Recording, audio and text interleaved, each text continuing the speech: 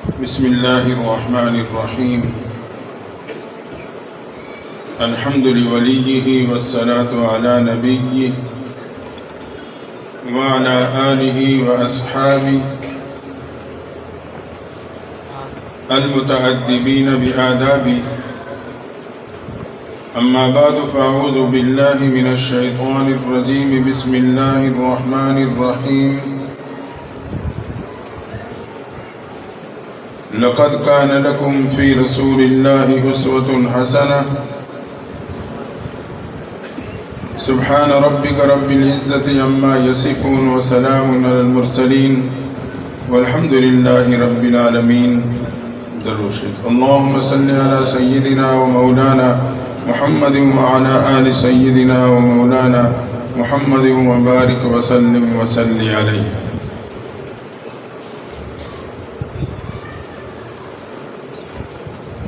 ہمارے حضرت اقدس حضرت قاری اشفاق صاحب دام برکات ملالیہ اور ان کے معاونین، خاص طور پہ ہمارے محترم جناب محمد نواز صاحب، اللہ تعالیٰ نے حضرات کی اس محنت و کاوشوں کو قبول فرمائے اور ہم سب کا یہاں آنا، مل بیٹھنا، سننا سنانا، اسے بھی اللہ تعالیٰ اپنی رضا اور پیغمبر علیہ السلام کی شفاعت کا ذریعہ بنا رہا ہے.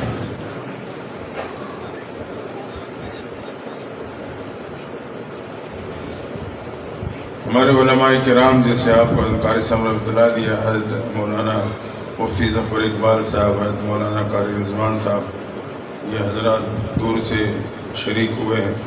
اللہ مقامی اور باہر سے آنے والے تمام علماء کے آنے کو بھی خیر و برکت کا ذریعہ بناتا ہے. دوستو، آپ نے دنیا میں بہت سی مجالس دیکھی ہوں گی،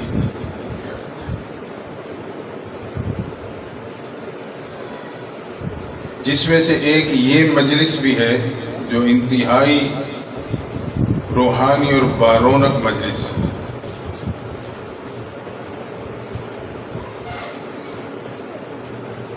ذہن میں یہی بات آ رہی تھی کہ میں اس مجلس کی وساطت سے ایک ایسی انوکھی مجلس کا تذکرہ کروں کہ جس مجلس کے منعقد ہونے سے نہ پہلے نہ بعد میں نہ آسمان نے دیکھا نہ زمین نے دیکھا، ایسی نایاب مجلس. لیکن اس کے ضمن میں محبوب پیغمبر کی سیرت طیبہ کے 21 پہلو ذکر کروں گا،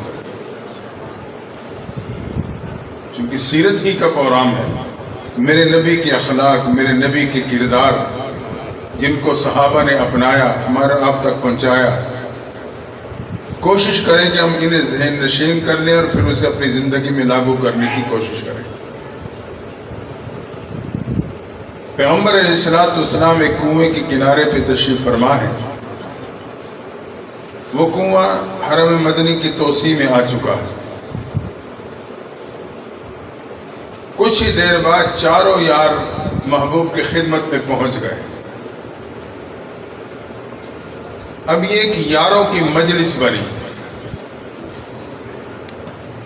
آپ جانتے ہیں کہ یاروں کے مجلس میں ادھر ادھر کی باتیں نہیں کی جاتی، ہر ایک اس میں اپنے دل کی بات کہتا ہے. پیغمبر علیہ السلام نے فرمایا، آج میں تمہیں اپنی دل کی بات نہ کہوں؟ چاروں یاروں نے کہا محبوب ضرور ارشاد فرمائی. فرمایا مجھے تمہاری دنیا میں 3 چیزیں بہت پسند ہیں. پہلی چیز فرمایا خوشبو مجھے پسند ہے. تو خوشبو کا استعمال کرنا، لگانا نبی کی سیرت ہے، عمل ہے. خاص طور پہ نماز کے لیے آئے تو خوشبو لگا کے آئیں. ایسی نہ ہو کہ ساتھ والے کے سر میں درد کر دے. بعض ایسی خوشبوئیں ہوتی ہیں دوسری کے سر میں درد ہو جاتی ہے. دوسری کی تکلیف کا ذریعہ نہ بنائیں، ہلکی لگائیں، اچھی سی خوشبو لگائیں. اس کو مسنون تحفہ بھی کہتے ہیں. پھر ہماری تبلیغی جماعت آتی تھی، خوشبو کی شیشی، ایک مسواک، کچھ اور چیز بھی ہوتی تھی، وہ دیتے تھے. اب پتہ نہیں میرا ان سے ٹکراؤ نہیں ہوتا یا انہوں نے دینا چھوڑ دیا ہے. شاید میرا ٹکراؤ نہیں ہوتا ہوگا ان سے. فرمایا خوشبو مجھے بہت پسند، اور دوسری چیز فرمایا نیک بیوی مجھے بہت محبوب ہے۔ جن کے گھر نیک بیویاں ہیں اللہ کا شکر ادا کریں۔ اگر ہم سمجھتے ہیں کہ پردے میں کمزوری ہے، نماز روزے میں کمزوری ہے، نیکیوں میں کمزوری ہے، تو اس میں خاوند کردار ادا کرے، اسے ماحول دے دین کا۔ ہمارے ذہن میں بات ہوتا ہے بس ہر چیز گڑی گڑائی مل جائے، تیار مل جائے، بس مجھے کچھ نہ کرنا پڑے۔ ہم محنت کریں گھر والوں پہ، لیکن محنت یہ نہیں کہ آپ ڈنڈا اٹھا لیں۔ یہ آپ کو پتہ ہے نا، بیوی ٹیڑھی پسلیوں سے پیدا ہوئی، ٹوٹ جائے سیدھی نہیں ہو جائے۔ ڈنڈا نہیں اٹھانا، حکمت کے ساتھ، اچھے انداز کے ساتھ، ترغیب کے ساتھ آپ انہیں یہ ماحول مہیا کریں، آہستہ آہستہ ترتیب میں آ جائے گی۔ میں اکثر کہتا ہوں صوفی بنو مگر خشک صوفی نہ بننا، اس میں بہت فرق ہے۔ ایک صوفی ہے، ایک خشک صوفی ہے۔ صوفی تو وہ ہے جس کی سوچ صاف ہے، جس کی نگاہ صاف ہے، دل کے جذبات صاف ہیں، جس کے معاملات صاف ہیں، لین دین صاف ہے، یہ صوفی ہے۔ یہ تو ہمیں بننا چاہیے، لیکن خشک صوفی نہ بننے۔ خشک صوفی وہ ہوتا ہے بھئی کوئی ایک ماحول میں کچھ وقت گزارا، اب اس کا ایک جذبہ بنا، جب گھر گیا تو بیوی سے کہنے لگا داڑھی رکھ۔ وہ بیوی پھر سمجھ نہیں پائی کہ کیا کہہ رہے ہیں۔ اس میں آپ نے کیا کہا؟ میں کہہ رہا ہوں داڑھی رکھ۔ میں تو عورت ہوں، میں تو داڑھی نہیں آتی۔ اللہ کی بندی داڑھی رکھنے کا ارادہ کر لیتی، ایک نیکی تو مل جاتی۔ تو خدا را بیویوں سے داڑھیوں کے ارادے نہ کروانا۔ کہنے کا مطلب یہ کہ خشک نہ بننا۔ شریعت میں بڑا اعتدال ہے، کوئی گلی شریعت میں بند نہیں ملے گی آپ کو۔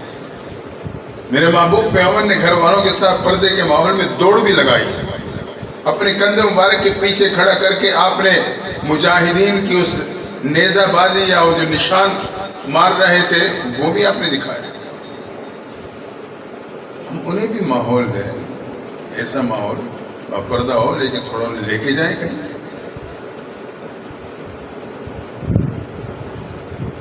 بہرحال یہ بات اپنی جگہ پہ۔ تو ہم نے گھر میں ماحول بنانا ہے دین کا۔ فرمایا مجھے خوشبو پسند، نیک بیوی پسند، اور تیسری چیز نماز میں میری آنکھوں کی ٹھنڈک ہے۔ اور ہماری لکھا ہے کہ محبوب پیغمبر نے جن تین چیزوں کا تذکرہ کیا، اگر دیکھا جائے تو تینوں کی تینوں چیزیں انسانی ذہنی سکون کا ذریعہ ہے۔ اچھی خوشبو ذہنی سکون کا ذریعہ، نیک بیوی ذہنی سکون کا ذریعہ، نماز میں بھی ذہنی سکون ہے۔ آپ کی بات مکمل ہوئی تو ابو بکر کھڑے ہو گئے۔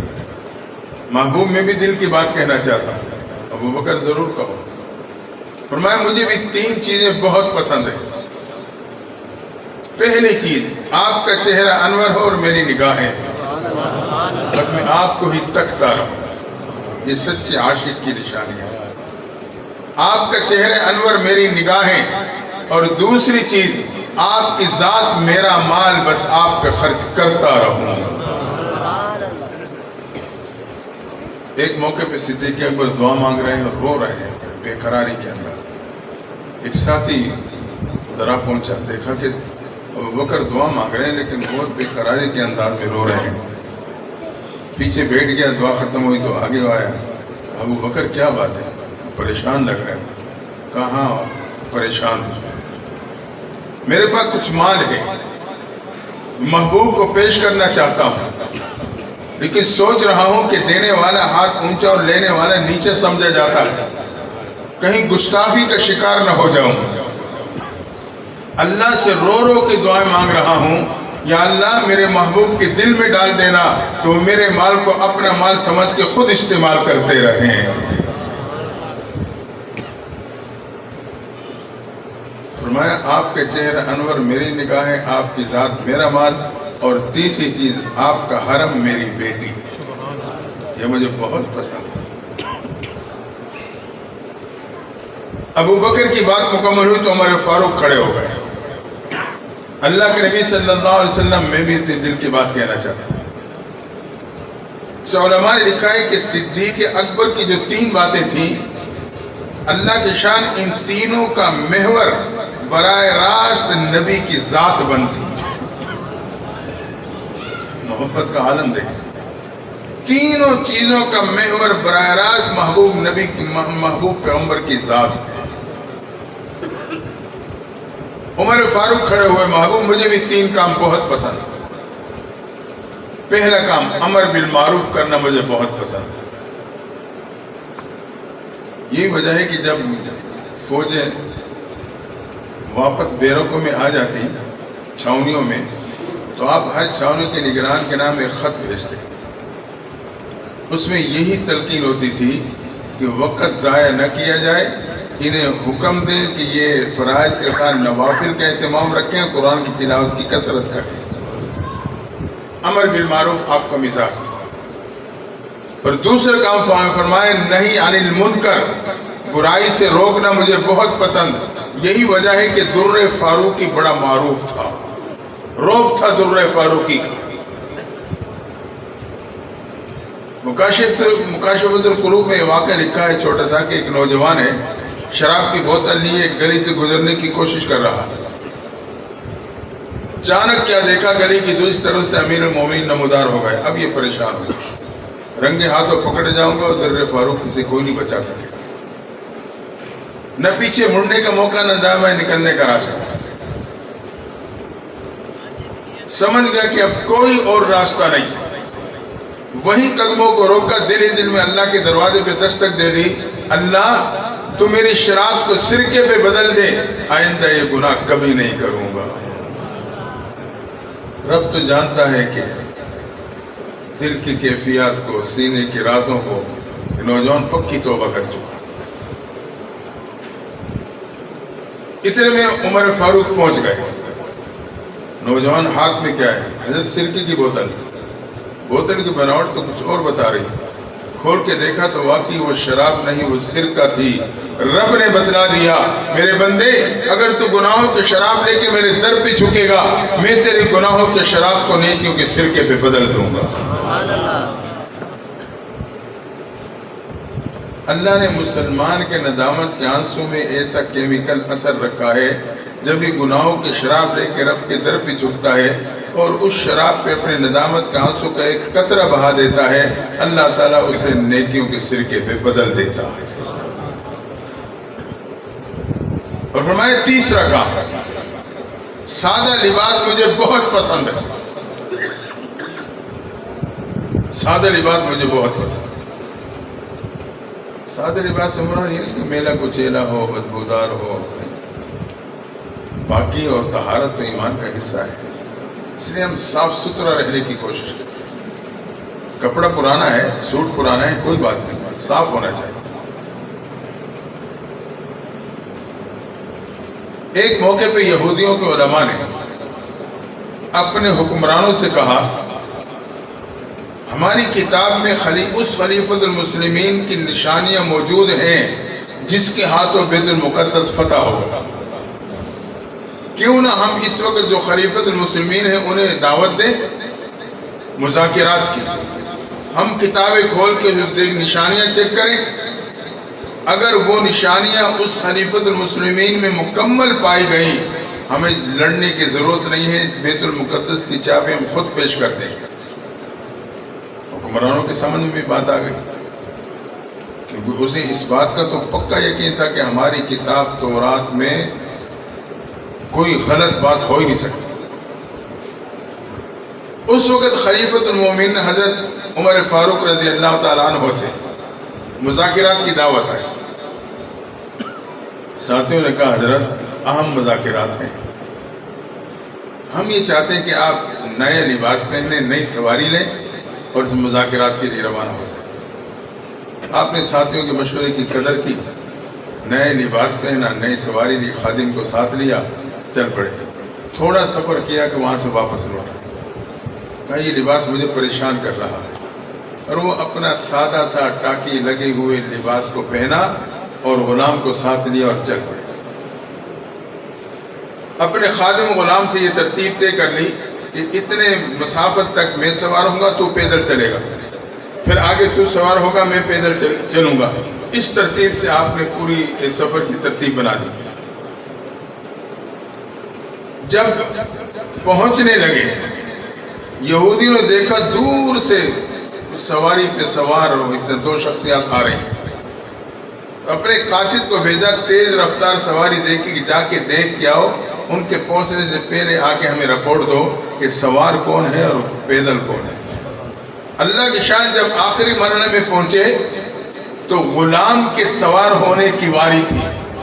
جب وہ یہودیوں کا قاصد آیا اس نے دیکھا، جا کے رپورٹ دی کہ جو سوار ہے وہ غلام ہے، جو پیدل ہے وہ امیر المومنین ہے. انہوں نے پہلی نشانی پہ ٹک مار کر دیا کہ یہ نشانی تو بالکل درست. پہنچ گئے، مذاکرات کے لیے بیٹھے، انہوں نے کتابیں کھولی، امیر المومنین کے چہرے مبارک پہ، آپ کے جسم مبارک پہ، لباس میں وہ نشانیاں تلاش کرتے رہے، نشان لگاتے رہے. مختصر کہ آخری نشانی کہ ان کے لباس میں اتنے ٹکڑے لگے ہوں گے. اب وہ گنتے رہے، جب گنے تو ان کی ترتیب کے مطابق ایک ٹکڑے کی کمی واقع ہو گئی. انہوں نے صاف انکار کر دیا، یہ وہ خلیفۃ المسلمین نہیں ہے جس کے ہاتھوں بیت المقدس فتح. چونکہ نشانی پوری نہیں، ہماری جو آسمانی کتاب ہے اس میں کوئی کمی اور کوئی نقص نہیں ہے، جو کہا ہے سچ کہا ہے. اللہ کی شان اتفاقاً اسی لمحے امیر المومنین نے اپنے بازو کسی وجہ سے اوپر کیا تو یہودی کے علماء نے دیکھا کہ ان کے بغل مبارک کے قریب ایک ٹاکی لگی ہوئی تھی. وہی انہیں یقین ہو گیا کہ یہی وہی خلیفۃ المسلمین ہے. انہوں نے کہا تمام نشانیاں مکمل ہیں، لہذا بیت المقدس کی چابیاں ہیں، تمہارے فاروق کو خود بخود پیش کر دی.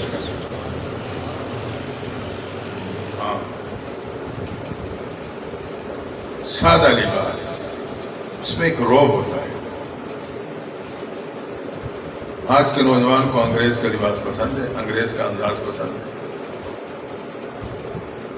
وجہ یہ ہے کہ ہم اپنے علماء سے بھی دور ہیں، اور سیرت اگر پروگرام میں آتے ہیں کہ شاید کانوں کی چاشنی پوری کرنے کے لیے آتے ہیں، طلب کی نیت سے آئیں گے تو یقین اللہ تعالیٰ محروم نہیں لوٹائے.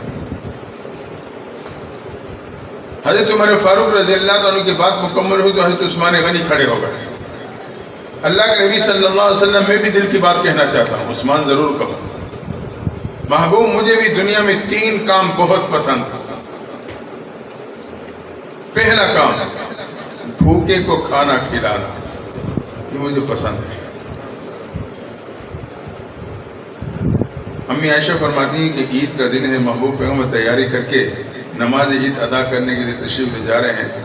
مدینہ منورہ کی عیدگاہ مسجد غمامہ تھی تو وہ حرم کے قریب آ گئی. امی عائشہ کہتی ہیں میں نے کہا اللہ کے نبی صلی اللہ علیہ وسلم آپ تو عید پڑھانے تشریف لے جا رہے ہو، گھر میں پکانے کو کچھ نہیں ہے، اس دن بیوائیں آتی ہیں آ کے کھانا کھاتی ہیں. آپ خاموشی سے چلے گئے. جب فارغ ہو کے واپس آئے تو گھر میں کھانے پکے ہوئے ہیں، بیوائیں کھانے کھا رہی ہیں. آپ نے پوچھا میرا یہ انتظام سارا کہاں سے ہوا؟ محبوب جب آپ تشریف لے گئے حضرت عثمان غنی نے 1 اونٹ اناج کا بھرا ہوا ہدیہ کر دیا تھا. تو ان کا مزاج تھا بھوکے کو کھلانا اور ننگے کو پہنانا. لباس کسی کا بہت پرانا ہو گیا ہے یا پھٹ گیا ہے اسے نئے لباس لے کے دینا. ہم اگر یہ نہیں کر سکتے، اتنا تو کر سکتے ہیں کسی کی عزت نفس مجروح کر کے اس کو ننگا نہ کرے، کسی کے عیب معلوم کر کے جگہ جگہ بیان کر کے اسے برہنہ نہ کرے.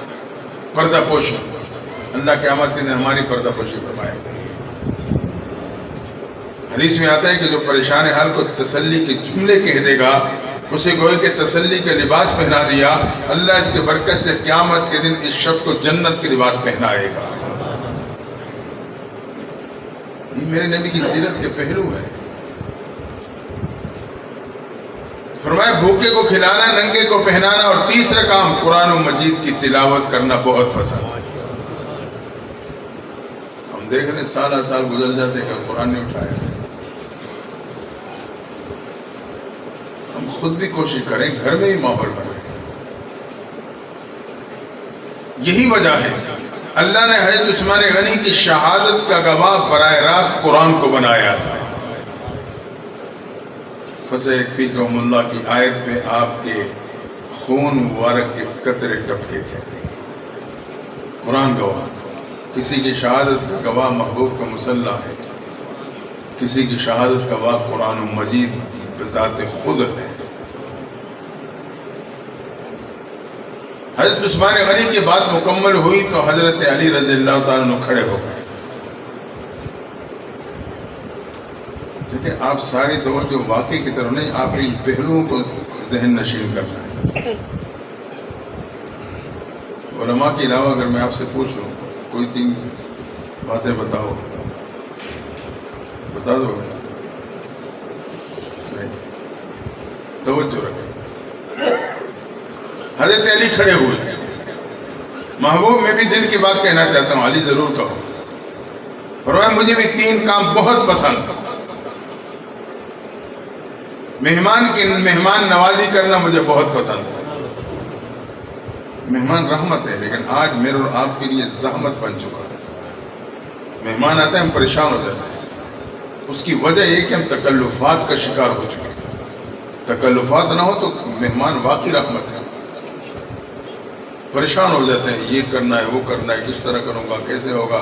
اگر جو گھر میں پکا ہے اسے ذرا ایک اچھے انداز سے صاف ستھرے برتن میں باعزت طریقے سے پیش کر دیں تو میرے خیال میں کوئی پریشانی نہیں. یہ معاملہ دونوں طرف سے بگڑا ہوا ہے. بعض مہمان تو ایسے ہوں گے کہ بعض اس طرح کے ویسے محسوس کر جائیں گے. فرمایا مہمان کی مہمان نوازی کرنا مجھے بہت پسند. دوسرا کام، گرمی کے روزے رکھنا مجھے بہت محبوب ہے. ایک موقع پہ دونوں شہزادے بیمار ہو گئے. ماں باپ نے منت مانی ہے. فاطمہ زہرا رضی اللہ تعالیٰ عنہ، حضرت علی رضی اللہ تعالیٰ عنہ نے، اللہ ہمارے شہزادوں کو صحت ہو گئی تو ہم اس سخت گرمی کے موسم میں 3 روزے رکھیں گے. اللہ کے شان اگلے دن دونوں شہزادوں کی صحت ہو گئی. اب انہوں نے روزہ شروع کیا. گھر میں کچھ تھا تو ہے نہیں، پانی پیا، جیسی بھی سحری کی ترتیب. دن کو حضرت علی رضی اللہ عنہ بازار میں گئے، کوئی محنت مزدوری کسی اسٹور پہ کی. آج بھی مدینہ منورہ میں وہ باغ موجود ہے جو ایک یہودی کا باغ تھا، جس میں حضرت علی اس یہودی کے پاس مزدوری کرتے تھے. اس باغ میں مزدوری کرتے تھے.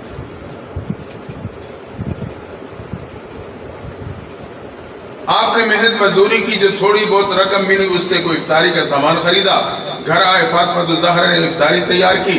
اب بیٹھے ہی تھے دونوں افطاری کرنے کے لیے کہ اس اذان سے پہلے ایک صدا لگ گئی کہ مسکین مدینہ ہوں، کھانے کو دے دو. جو افطاری کے لیے چند لقمے پڑے تو اٹھا کے اس کے ہاتھوں میں دے دیے.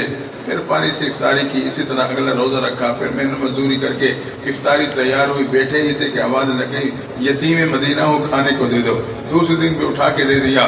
پھر بھوکا پیاسے ہی ترتیب سے روزہ رکھا. تیسری افطاری کے موقع پہ آواز آتی ہے کہ اسیر مدینہ ہوں، کھانے کو دے دو.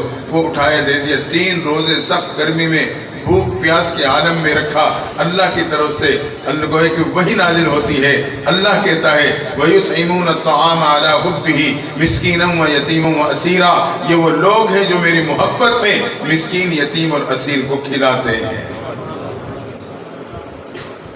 اور فرمایا محبوب تیسرا کام، آپ کے دشمن پہ تلوار چلانا مجھے بہت محبوب ہے. مہمان نوازی کرنا، گرمی کے روزے رکھنا، آپ کے دشمن پہ تلوار چلانا. حضرت علی کی بات مکمل ہوئی تو اللہ کے شان جبریل امین آ گئے.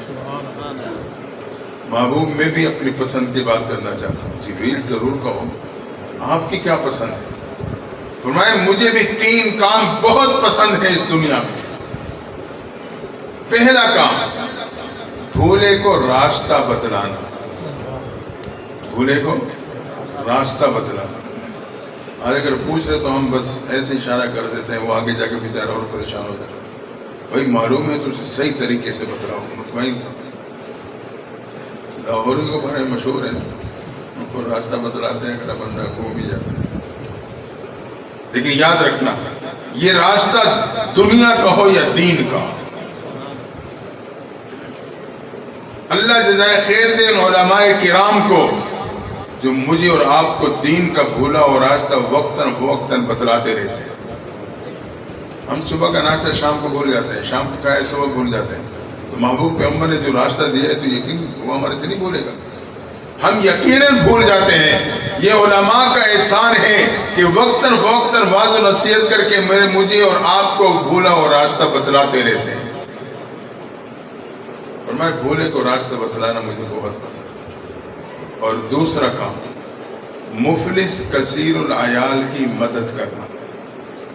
مفلس ہے، غریب ہے، گھر کے افراد زیادہ ہیں، پورا نہیں اتر سکتا، لیکن سفید پوش ہے، کسی سے مانگتا بھی نہیں، اور میں ایسے بندے کی مدد کرنا مجھے بہت پسند ہے۔ آج ہمارا تو یہ مزاج ہے، جب تو کوئی مانگے نا ہم دیتے نہیں۔ اب سفید پوش تو نہیں مانگے گا نا، اگر دیتے بھی ہیں تو پتہ ہے کب دیتے ہیں؟ گاڑی کے شیشے پہ کھڑا ہو جائے اور کچھ چمڑ جائے، جان نہ چھوڑے، تو ہم کہیں گے یہ ساتھی سے کہیں یار اسے کچھ دے کے جان چھڑا۔ وہ بھی اللہ کے نام پہ نہیں دیتے، اپنی جان چھڑانے کے لیے دیتے ہیں۔ اور ایک اور اگلی بات، اگر دیتے بھی ہیں نا تو جو نوٹ پڑے ہوتے ہیں نا پرس میں، اس میں جو سب سے پرانا نوٹ آتا ہے نا 50 کا یا جس کا بھی ہے، وہ پرانا نکال کے دیتا ہوں۔ بھئی کیا پرانے اور نئے کی قیمت میں کوئی فرق ہے کہ نیا 100 پہ چلے گا اور پرانا جو ہے 50 پہ چلے گا؟ نہیں، مجھے اس پہ تسلی ہوتی ہے، چلو پرانا نوٹ ہی دیا ہے، انا للہ و انا الیہ راجعون۔ وہ اللہ کے نام پہ دو، خوشی سے دو، اور اچھی چیز خوشی سے دو، اور نیا نوٹ تو جو اس میں نیا ہو وہ نکال کے دو۔ بہرحال یہ تو میرے آپ کی کمزوریاں ہیں۔ ہاں، فرمائے بھولے کو راستہ بدلانا، مفلس کثیر العیال کی مدد کرنا، اور تیسرا کام غریب سے محبت کرنا۔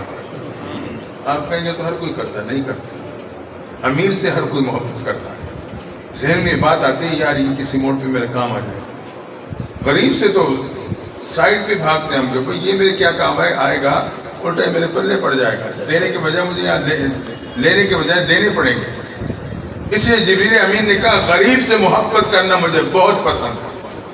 جو غریب سے محبت کرے گا اس میں یقیناً اسے لالچ نہیں ہوگا، مخلص ہوگا۔ اللہ کی شاید جبریل امین کے بعد مکمل ہوئی کہ اللہ کی طرف سے صدا لگ گئی، محبوب مجھے بھی 3 کام بہت پسند ہیں۔ اللہ وہ کون سے کام ہیں؟ فرمایا پہلا کام فاقے پہ صبر کرنا مجھے بہت پسند ہے۔ جو بندہ فاقے پہ صبر کرتا ہے مجھے بڑا محبوب ہوتا ہے۔ فراوانی ہے، اچھا سلسلہ چل رہا ہے، اچانک بندش آ گئی، رکاوٹ آ گئی، فاقوں کا شکار ہو گیا۔ اب میں شکوے شکایت کرتا ہوں، بے صبری کا مظاہرہ کرتا ہوں۔ اگر اس فاقے پہ میں نے صبر کر لیا تو اللہ تعالیٰ کو میں پسند آ جاؤں گا۔ محمود و ایاز کے بڑے عجیب عجیب واقعات ہیں، اس میں سے ایک بات، محمود یہ بادشاہ تھا، اس کا ایک غلام تھا جس کا نام تھا ایاز، جٹ آدمی تھا، جاہل، ان پڑھ، اسے کوئی زیادہ تہذیب ہو، کوئی زیادہ آداب ہو، اکرام ہو، ان چیزوں کا اندازہ نہیں تھا، لیکن محمود کے دل میں اس کی محبت تھی، کیونکہ وہ محمود سے محبت رکھتا تھا۔ پتہ چل جاتا ہے کہ یہ بندہ سادہ ہے لیکن دل میں محبت ہے۔ تو جب کابینہ کی کوئی میٹنگ ہوتی، مشورہ ہوتا، تو آپ محمود کو بھی ایک طرف کرسی پہ بٹھا دیتے۔ تو آپ کی جو کابینہ تھی اسے یہ بڑا چبھتا تھا کہ یار یہ جاہل آدمی کو محمود جو ہے ہمارے برابر بٹھا دیتا ہے، ان پڑھ ہے، نہ بات کرنے کا کوئی طریقہ ہے، نہ کچھ ہے، یہ وہ، نہ لباس ایسا ہے۔ وہ اس کوشش میں رہتے تھے کہ ایاز کی کوئی شکایت ہمیں ملے اور محمود کے کان بھر دیں۔ ایک دن ان میں سے کسی ایک کو موقع مل گیا، آیا محمود آقا کے پاس، آقا یہ جو ایاز ہے نا غلام، اس کی الماری ہے، وہ روزانہ کھول کے دیکھتا ہے، کسی اور کو جھانکنے بھی نہیں دیتا، لگتا ہے بیت المال سے کوئی ہیرے چرا کے اس نے الماری میں چھپا رکھے ہیں۔ محمود نے اسی وقت ایاز کو بلا لیا. ایاز تیری کوئی الماری ہے؟ آقا ہاں ہے. روزانہ کھول کے دیکھتا ہے، روزانہ کھول کے دیکھتا ہے، کسی اور کو دیکھنے نہیں دیتا، کسی کو نہیں دیکھنے دیتا. باتیں ساری سچ نکل آئی. کہا اس کے ساتھ جاؤ، الماری کھول کے اس کو دکھاؤ کیا رکھا ہوا ہے. اب آقا کو حکم تھا، ایاز تو انکار نہیں کر سکتا. گیا، الماری کھولی. جب وہ جو کابینہ کا بندہ سو دیکھا تو اس کی تو آنکھیں پھٹی کی پھٹی رہ گئی. اس نے کیا دیکھا؟ وہ الماری جس کو روزانہ کھول کے آیا دیکھتا تھا، کسی اور کو دیکھنے نہیں دیتا تھا، اس میں ایک پھٹی ہوئی لنگی اور ٹوٹی ہوئی جوتی کا ایک جوڑا تھا. حیران ششدر، یہ کیا ہے؟ واپس آیا. محمود نے پوچھا کیا دیکھا؟ کہنے لگا کیا بتاؤں، میں تو سمجھ نہیں آ رہی. اس میں تو دو چیزیں تھیں، ایک پھٹی ہوئی لنگی، ایک ٹوٹی ہوئی جوتی کا جوڑا. اچھا ایاز یہ کیا معاملہ ہے؟ غلام سے کہا. ایاز رو پڑے. کہا آقا اس وقت میرے پہ جو عنایات ہیں، جس لباس میں ہوں، جس پوزیشن میں ہوں، جس سہولیات میں ہوں، یہ ساری آپ کی عنایات کا نتیجہ ہے. جب میں آپ کی خدمت میں آیا تھا تو میرے جسم پہ وہی پھٹی ہوئی لنگی تھی، پاؤں میں وہی ٹوٹا ہوا جوڑا تھا. میں نے ان دونوں کو محفوظ کر لیا ہے تاکہ مجھے اپنا ماضی یاد رہے اور آپ کے احسانات کو میں بھول نہ سکوں. اس لیے کہتے ہیں ماضی کو نہ بھولنا. جو ماضی کو بھول جاتا ہے نا وہ پتہ نہیں ہوتا ہے. جیسے جہاز رن وے پہ چلتا ہے نا، چلتے چلتے چلتے چلتے بس یکدم اوپر ہوا میں اڑ جاتا ہے. ماضی کو بھول جاتے پھر ہوا میں چل رہے ہوتے ہیں. دوسرا ہمیں حقیر نظر آتا ہے، کمزور نظر آتا ہے. جب اپنا ماضی یاد رہے گا کسی کو حقارت کی نگاہوں سے نہیں دیکھ سکو. ماضی یاد. اسی طرح جب غفلت کی شکار ہو تو اپنا پیچھے ماضی یاد کریں کہ گندے پانی کا، پلید پانی کا ایک قطرہ تھا. اللہ نے مجھے کتنی خوبصورت شکل سے نوازا اور آج میں اکڑ کے چل رہا ہوں. پر جو بات میں نے کرنی تھی وہ دوسری تھی. فرمائے فاقے پہ صبر کرنے والا اللہ کہتا ہے مجھے بہت پسند. ایک دن محمود نے اسی طرح کابینہ کے اجلاس بلوایا اور ایاز جو غلام تھا اس کی آخر میں کرسی رکھ دی. اب یہ پھر ایک دوسرے کو دیکھ رہے چیمے گوئے کر رہے تھے. وہ پھر اس ظاہر کو ہمارے ساتھ بٹھا دیا کہ کچھ نہیں سکتے آقا کے سامنے. پتا تھا کہ آقا اس سے محبت کرتا ہے. محمود نے ہر ایک کے سامنے ٹیبل پہ ایک پلیٹ میں ایک پھل نما چیز اور چھری رکھ دی. کہا کاٹو اور کھاؤ. ہر ایک کاٹتا ہے، منہ سے لگاتا ہے، اتنا کڑوا کہ کھانے کے قابل نہیں، واپس رکھ دیتا ہے. دوسرا تیسرا چوتھا جتنے پڑھے لکھے تعلیم یافتہ عقل مند سمجھدار تعلیم یافتہ کابینہ کے افراد تھے سب نے کاٹا، چیک کیا، واپس رکھ دیا. جب واپس رکھا فارغ و سارا نظر پڑی ایاز پہ، وہ اسی چیز کو کاٹ کے مزوں سے کھا رہا تھا. سب نے ایک دوسرے کے آنکھوں میں کہا، ہم نہیں کہتے تھے جاہل ہے، اسے پتہ ہی نہیں یہ کھانے کی چیز ہے، اتنی کڑوی اور مزوں سے کھا رہا ہے. اب یہ باتیں محمود کے کانوں میں بول کے وہ سمجھ گئے. ایاز کو قریب بلایا. کہا ایاز یہ سارے عقل مند ہیں، پڑھے لکھے ہیں، سمجھدار ہیں، انہوں نے اس چیز کو چیک کیا تو وہ اتنی کڑوی کہ کھانے کے قابل نہیں، واپس رکھ دی. تو مزوں سے کھا رہا ہے، کیا وجہ ہے؟ تو ایاز پھر رو پڑا. اس نے کہا آقا جب میں نے بھی کاٹ کے منہ کو لگائے تو واقعی اتنا کڑوا تھا کہ وہ چیز کھانے کے قابل نہ تھی. ایک دفعہ میں نے بھی ارادہ کیا کہ اسے واپس رکھ دوں، لیکن پھر میرے ذہن میں ایک بات آئی، اللہ کے بندے جس ہاتھ نے تجھے آج تک میٹھا پھل کھلایا ہے، اگر اسی ہاتھ نے تجھے آج کڑوا پھل دیا تو کیوں چھوڑتا ہے؟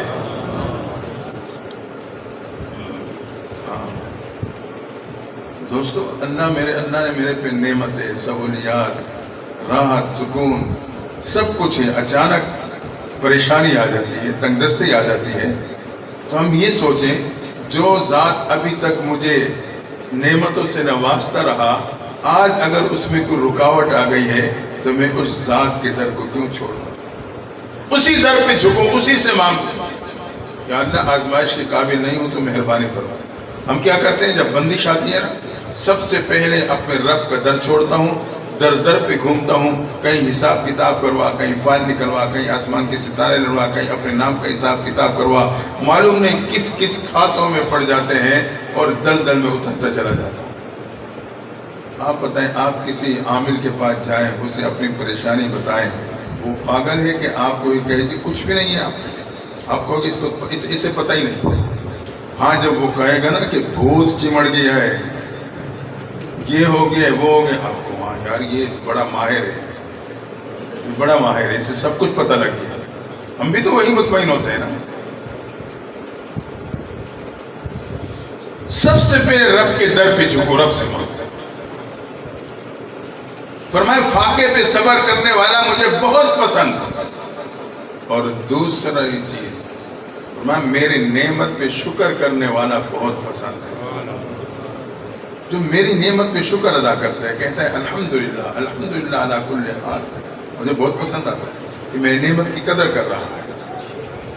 آج ہم کیا کرتے ہیں؟ ہم نعمت کی قدر کا اظہار کرنے کے لیے نعمت کی چھن جانے کے انتظار میں ہوتے ہیں۔ جب نعمت چھن جائے نا پھر مجھے بڑی قدر آ رہی ہوتی ہے۔ اللہ نہ کرے صحت اگر چھن گئی، جب تک صحت ہے میں غافل ہوں، میں سمجھتا ہوں بھائی یہ تو میری جائیداد تھی، میرے پاس ہے، میرے پاس رہے گی۔ اللہ نہ کرے صحت گئی، پھر مجھے قدر آتی ہے کہ یار صحت تو بڑی بہت بڑی نعمت ہے۔ اس لیے ہم اللہ کی ہر نعمت کا ہر وقت شکر ادا کیا کریں۔ کسی انگریز نے، میں تو اس کا ترجمہ بتاؤں گا، بہت خوبصورت جملہ اس نے لکھا۔ وہ کہتا ہے کہ پھول پیش کرنے کے لیے دوسرے کے مرنے کا انتظار کیوں کرتے ہیں؟ اگر یہی پھول زندگی میں پیش کیے ہوتے اسے خوشی تو حاصل ہو جاتی ہے۔ قبر پہ رکھو گے آپ اسے، اس پھول کی کیا خوشی ملے؟ مگر دنیا میں زندگی میں دی ہوتی اسے خوشی تو مل جاتی ہے۔ ہاں، اس لیے گھر سے باہر جائیں اپنی استطاعت کے مطابق، بیوی کے لیے ضرور کوئی تحفہ چھوٹا ہو یا بڑا جو استطاعت ہے لے کے آئے گا۔ ہاں، اس کا خون بڑھے کہ خاوند کے دل میں میری محبت ہے۔ ہم نظر انداز کرتے ہیں کوئی نہیں تو گھر کا معاملہ ہے۔ گھر کا معاملہ یہ غفلت ہے۔ غفلت کی مثال پانی کی قطروں کے معنی نہیں، جب وہ مسلسل پتھر پہ ٹپکتا ہے نا وہ پتھر میں سوراخ کر دیتا ہے۔ میں اکثر ساتھیوں سے کہتا ہوں، ساتھی ہنستے ہیں، مطلب میں نے کہا جو ہم باہر نکلتے ہیں یہ پھول بیچنے والے ہوتے ہیں، ان کے ساتھ یہ وہ ہوتا ہے ہاتھ میں پہننے والا، کیا کہتے ہیں، گجرا، جدا کریں، وہی لے آئے کریں، کبھی بیوی کو دے دیں، آپ دینا کتنی خوشی ہوگی اسے۔ یہ چھوٹی چھوٹی چیزیں جس کو ہم نظر انداز کر دیتے ہیں، لیکن یہ میرے نبی کی سیرت کا حصہ ہے۔ ہم نظر انداز نہ کہ ہم گھر کا معاملہ، ہر معاملہ نظر انداز کر دیتے ہیں۔ بیوی بھی تو دل رکھتی ہے نا، اس کے بھی کوئی جذبات ہیں، اس کے بھی کوئی احساسات ہیں، وہ بھی خاوند سے کوئی توقع رکھتی ہے کہ میرے سے محبت کرے، میرا خیال رکھے، عزت کرے، اور بیوی کو بھی چاہیے خاوند کی عزت کرے۔ بہرحال فاقے پہ صبر کرنا، نعمت پہ شکر کرنا، اور تیسری چیز گناہوں پہ نادم ہونا، رب کہتا ہے مجھے بہت پسند ہے۔ جو بندہ گناہوں پہ ندامت کا اظہار کرتا ہے اللہ کو بندہ بہت پسند آتا ہے۔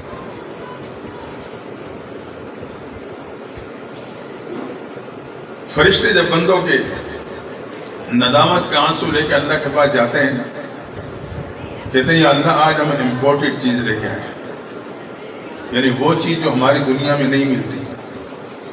فرشتوں کی دنیا میں گناہ کا تصور نہیں تو ندامت کا کیا تصور؟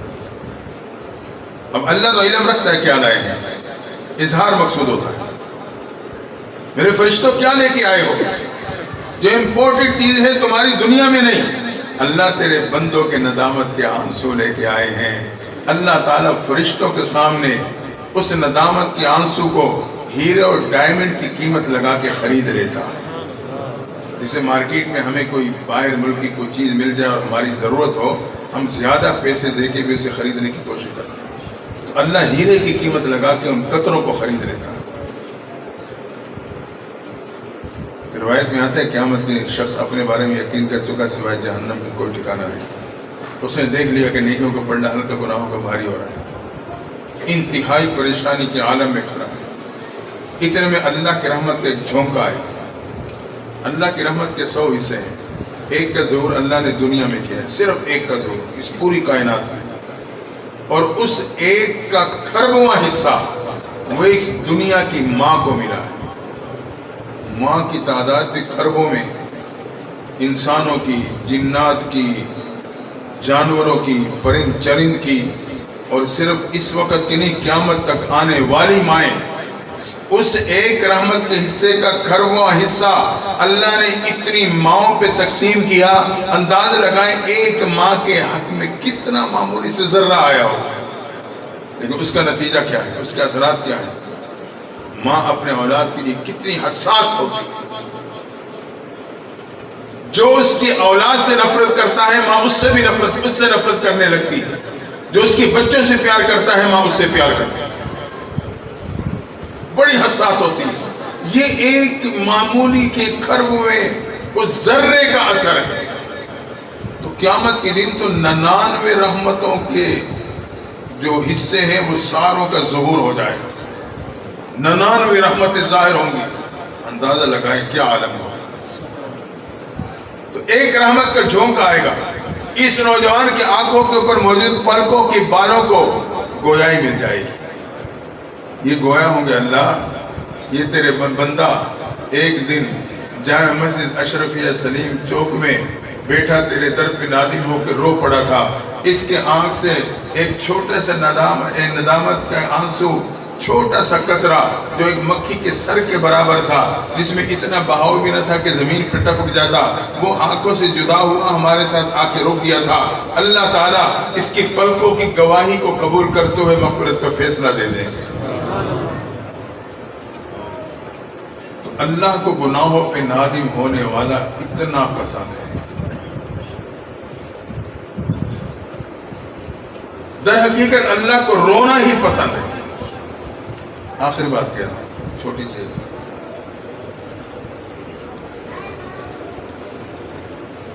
حدیث میں آتا ہے کہ تضرع و تبکو، عاجزی اختیار کرو اور رویا کرو، لیکن آج ہم روتے کم ہیں، ہنستے زیادہ ہیں۔ تو جب ہم ماں کی گود میں تھے، چھوٹے سے انسان تھے، اپنی تکلیف، دکھ، درد، بھوک پیاس بھی بیان کرنے کی صلاحیت نہیں تھی، بس ایک رونا آتا تھا، روتا تھا۔ اللہ ماں باپ کے ذریعے سے ہر ضرورت میری پر وقت پوری کر دیتا، باصلاحیت بنا، اپنے دکھ درد کو اچھے انداز سے بیان کر سکتا ہوں، لیکن کیا وجہ بنی کہ ساری ضروریات میری اٹک کے رہ گئی۔ وہاں ہر ضرورت میری فوراً پوری ہو جاتی تھی، جبکہ میں بتا بھی نہیں سکتا تھا۔ یہاں سب کچھ بتا سکتا ہوں، ان کی ہر ضرورت اٹک کے رہ گئی۔ اگر ہم دیکھیں تو ایک چیز کی کمی ہے کہ میں نے آج رونا چھوڑ دیا ہے۔ اگر میں رونے والا بن گیا، اللہ تعالیٰ میری تمام ضروریات کو پر وقت پورا کر دے۔ ایک بزرگ کے بارے میں آتا ہے کہ وہ تجارت بھی کرتے تھے، آخری وقت قریب آ گیا۔ اب تجارت میں ظاہر ہے قرضے لینا دینا یہ معاملات زیادہ ہوتا ہے، کئی حضرات کے قرضے بھی انہوں نے دینے تھے۔ بات مارکیٹ میں نکل گئی، حضرت کا تو انتقال ہونے والا ہے، سنا طبیعت خراب ہوئی بہت۔ اب جنہوں نے موٹا موٹا قرضہ لینا تھا وہ پریشان ہو گئے، پیچھے اور کوئی وارث ہے نہیں، کوئی ذمہ دار ہے نہیں، ہمارے پیسے تو گئے ڈوب گئے۔ ایک ایک کر کے حضرت کے پاس آ گئے، خیر خیریت لی اور بیٹھ گئے۔ مطلب یہ کہ حضرت کو یاد آ جائے گا میرا قرضہ ہے، کوئی تو اس کی ترتیب بنے گی۔ تقریباً جتنے قرض دار تھے وہ آئے اور اپنی بات رکھتے، حضرت کہتا بیٹھ جاؤ، اللہ دے گا دے دوں گا۔ اب وہ بیٹھے ہیں سوچ رہے ہیں بھائی ابھی تک تو نہیں ہوا، کہاں سے ہوگا، اب تو حضرت خود جانے والے ہیں۔ اب تمام بیٹھے ہیں کئی افراد، اسی انتظار میں ہے کہ پتہ نہیں کیا ترتیب بنتی۔ حضرت بھی اسی فکر میں تو ہیں۔ اتنے میں آپ کو باہر سے ایک بچے کی کوئی چیز بیچنے کی آواز آئی۔ آپ نے کہا جاؤ اس بچے کو بلا کے دے۔ آ گیا، میں نے کہا بیٹا کیا بیچ رہا؟ فلاں چیز بیچ رہا۔ اچھا یہ ساری دے دو، ان پہ تقسیم کر دو. بچہ خوش ہو گیا, ایک ہی جگہ بک گئی. آج جلدی پیسے لے کے گھر جاؤں گا اور امی مجھے اس پیسوں سے میری روٹی جلدی پکا کے دے دے گی. دے دیا. اب وہ بچہ کھڑا ہے, مجھے پیسے ملیں گے, میں گھر جاؤں گا. جب کوئی جواب نہ آئے تو اس نے بھی کہا کہ میرے پیسے. حضرت نے کہا کہ بیٹا جیسے یہ بیٹھے نا آپ بھی بیٹھ جاؤ, اللہ دے گا تو دے دوں گا. اب وہ تو بچہ تھا, وہ رو پڑا. اس نے کہا آج تو میرے گھر روٹی نہیں پکے گی. تو میں کماتا تھا, امی کو جا کے دیتا تھا, وہ آٹا کوئی چیز خرید کے کھانا بناتی تھی. آج تو گھر میں کچھ نہیں پک سکے گا. بچہ نادان تھا, پریشان ہوا تو زار و قطار رونے لگا. حضرت بڑے اطمینان کے ساتھ دیکھ رہے. بچے کا رونا تھا کہ ایک شخص آیا, ایک بیگ حضرت کو ہدیہ کر کے چلا گیا. آپ نے جو قرض لینے والے نے کہا یہ کھولا, اس میں نوٹوں کی دھدیاں. آپ نے کہا بھائی آپ کا اتنا قرضہ لے لو, آپ کا اتنا لے لو, آپ کا اتنا. ساروں کے قرضے مکمل ہو گئے. بچے کی جو قیمت تھی پہلے تو اسے دی, پھر تمام قرض داروں کے قرضے ادا کر دیے. وہ رقم اتنی ہی تھی, اللہ کے شان. بچہ تو لے کے گیا, بھاگا.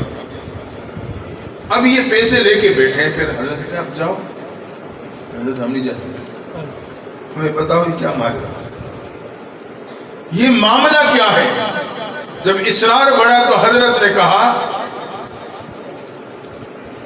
تم سب کو میں نے انتظار میں بٹھایا کہ اللہ کرم کا معاملہ کرے گا, اللہ کی مدد آئے گی, لیکن میں نے دیکھا تمہارے میں کوئی رونے والا نہیں تھا.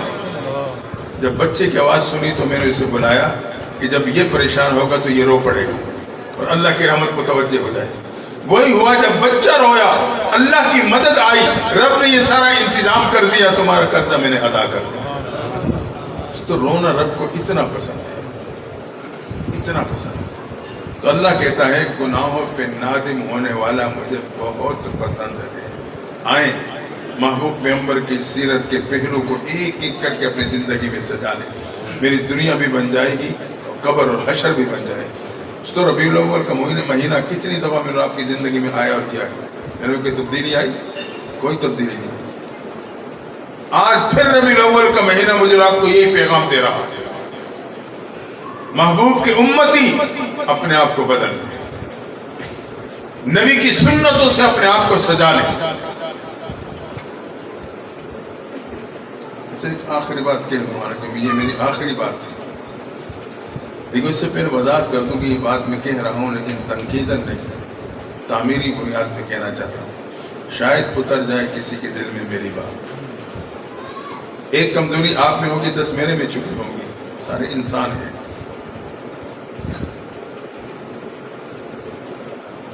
دوستو یاد رکھیں, اللہ کو اپنے محبوب کی شبیہ پہ پیار آتا ہے. اللہ کو اپنے محبوب کی شبیہ پہ پیار آتا ہے, اور دنیاوی دستور بھی ہے, ظاہری شبیہ پہ پیار آتا ہے. ایک بزرگ اپنے لڑکپن کا واقعہ بیان کرتا ہے کہ میں گھر سے مسجد میں سپارہ پڑھنے آتا جاتا تھا. راستے میں ایک خاتون کا گھر تھا. میں نے دیکھا کہ وہ روزانہ میرے آنے جانے کے ٹائم نوٹ کر چکی تھی, دروازے پہ کھڑی ہوتی تھی, مجھے محبت کی نظر سے دیکھتی رہتی, حتیٰ کہ میں آنکھوں سے اوجھل ہو جاتی. اگلے دن گزرنے لگا, قریب بلا کے سر پہ پیار دیا. اس سے اگلے دن گھر لے گئے, کبھی کیا کھلاتی, کبھی کیا پلاتی. 2 دن بعد پھر گھر لے جا کے نئے سوٹ سلوا رکھا تھا, وہ مجھے پہنا دیا, نئے جوتے میرے پاؤں میں ڈال دیے. میں پوچھنے پہ مجبور ہوا, میں نے کہا اماں آپ میرے سے اتنا پیار کیوں کرتی؟ کہا یہ سننا تھا. ماں کی آنکھوں میں آنسو آ گئے, کہنے لگی بیٹا تیری عمر کا میرے بھی ایک بیٹا تھا جو دنیا سے جا چکا ہے. اب جب بھی میں تیرے چہرے پہ نظر ڈالتی ہوں, تیرے چہرے میں مجھے اپنے بیٹے کی شبیہ نظر آتی ہے, اس لیے مجھے تیرے پہ پیار آ جاتا. اللہ کو اپنے محبوب کی شبیہ پہ پیار آتا.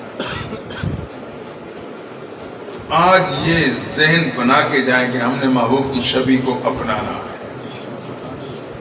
اور ایک اگلی بات ہے, اس حسین کائنات کا خالق کون ہے؟ حسن کا خالق کون ہے؟ یعنی مطلق حسن کا خالق بھی اللہ ہے. اب آپ بتائیں, جو ذات حسن کی خالق ہے وہ جب اپنے محبوب کو بنائے گی تو کتنا حسین بنائے گی. بات واضح ہو گئی, اگر داڑھی میں حسن نہ ہوتا اللہ اسے کم از کم اپنے محبوب کے چہرے پہ نہ سجاتا. آج بعض نوجوان کہتے ہیں میں اچھا نہیں لگوں گا. اللہ نے حسن ہی داڑھی میں رکھا ہے, نہ ہوتا تو محبوب کے چہرے پہ داڑھی نہ ہوتی.